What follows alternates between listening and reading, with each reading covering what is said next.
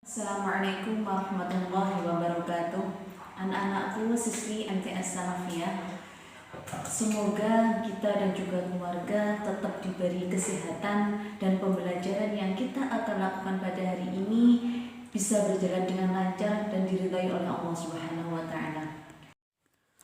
Untuk pertemuan pertama ini kita akan membahas tentang ketentuan sedekah. Pada dasarnya, semua orang, baik itu kaya maupun miskin, baik punya uang maupun tidak, dia bisa memberikan sedekah sesuai dengan apa yang dia miliki. Karena sedekah dalam arti yang luas, tidak hanya sebatas berupa materi. Senyum pun akan bernilai sedekah bila niatnya ingin membahagiakan orang lain. Adapun pengertian sedekah adalah penyerahan hak milik suatu benda yang diberikan tanpa imbalan kepada orang yang membutuhkan, semata-mata hanya mengharap ridha Allah Subhanahu wa taala. Kata sedekah dalam banyak dalil memiliki makna yang sama dengan zakat. Sebagaimana Allah berfirman di dalam surat At-Taubah ayat 103, A'udzu billahi minasyaitonir rajim. Bismillahirrahmanirrahim. Khudh min amwalihim shadaqatan. Ambillah zakat dari sebagian harta mereka, tutahhiruhum. Dengan zakat itu kamu membersihkan mereka, wa tuzakkihim biha, dan mensucikan mereka. Dalam hadis sahih, Nabi SAW bersabda, "Idza matal insanu," bila anak Adam meninggal dunia, inqata'a amaluhu, maka seluruh pahala amalannya akan terputus, illa kecuali min thalathatin, pahala 3 amalan. Min shadaqatin jariyatin, sedekah jariyah, wa ilmin yuntafa'u bih, ilmu yang bermanfaat, wa waladin sholihin yada'ulah, dan anak soleh yang senantiasa mendoakan kebaikan untuknya. Poin yang selanjutnya adalah hukum sedekah. Hukum sedekah adalah sunnah muakkad atau sunnah yang sangat dianjurkan.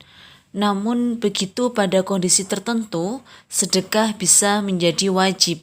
Misalkan, ada seseorang yang sangat membutuhkan bantuan makanan yang datang kepada kita untuk meminta sedekah. Keadaan orang tersebut sangat kritis. Jika tidak diberi, maka nyawanya menjadi terancam.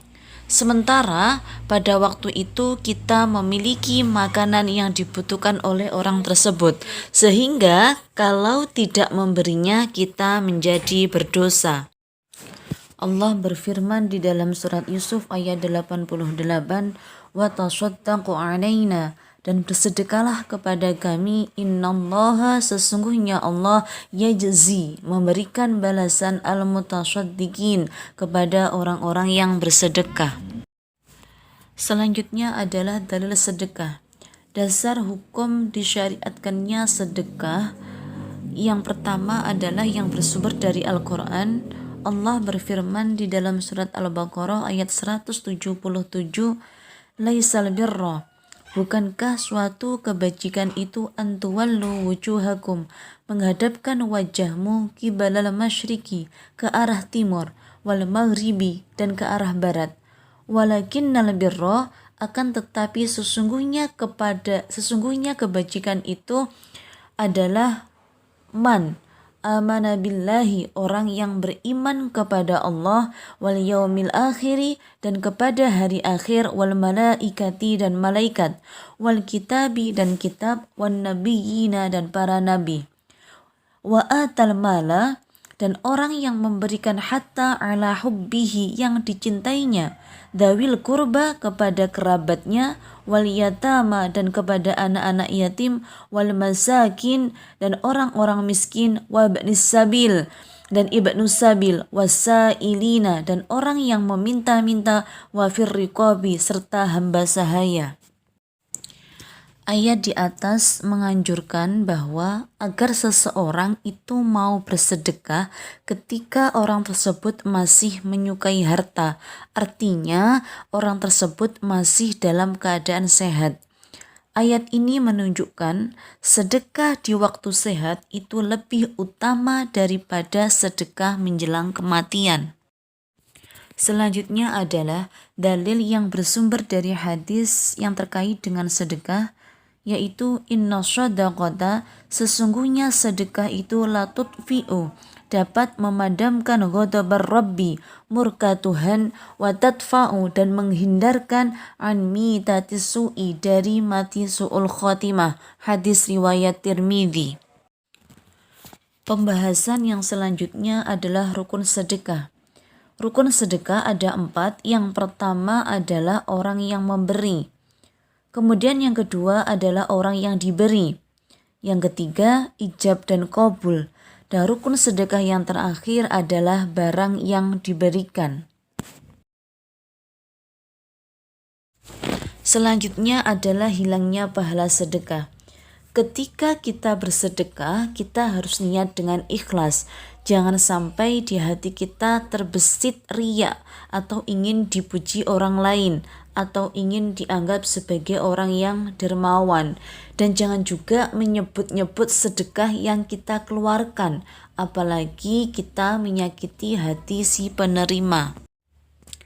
Berdasarkan surat Al-Baqarah ayat 264, kita bisa mengambil pelajaran bahwa sedekah yang dilakukan itu pahalanya bisa hilang dikarenakan yang pertama itu adalah menyebut-nyebutkan sedekah yang sudah diberikan, dalam artian mengungkit-ungkitnya baik kepada si penerima maupun kepada orang lain.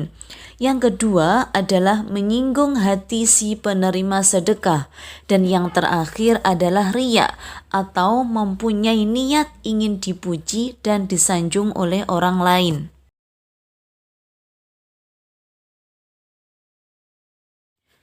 Pembahasan yang terakhir terkait dengan manfaat sedekah.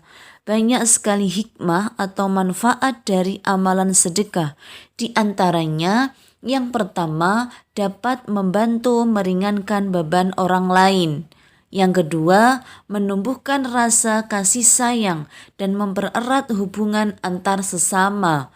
Yang ketiga, sebagai obat penyakit dan dilapangkan rezekinya. Dan manfaat sedekah yang terakhir yaitu dapat meredam murka Allah dan menolak bencana serta menambah umur. Adapun tugas untuk pembelajaran hari ini adalah setelah kalian memahami materi yang disampaikan, silahkan membuat rangkuman dalam bentuk peta konsep terkait ketentuan sedekah. Sekian pembelajaran hari ini, semoga bisa bermanfaat dan bisa kita amalkan dalam kehidupan sehari-hari. Ada salahnya saya mohon maaf. Wassalamualaikum warahmatullahi wabarakatuh.